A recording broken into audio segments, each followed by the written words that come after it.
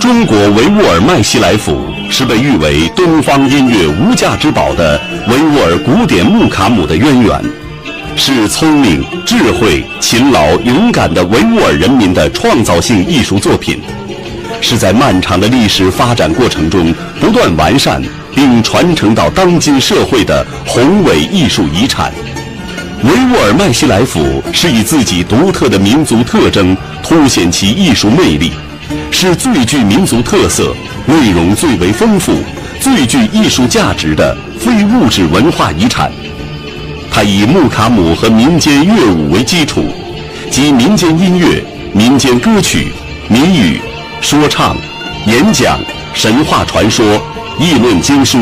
警示格言、空中走人、杂技、魔术及各种民间游戏为一体的综合性艺术。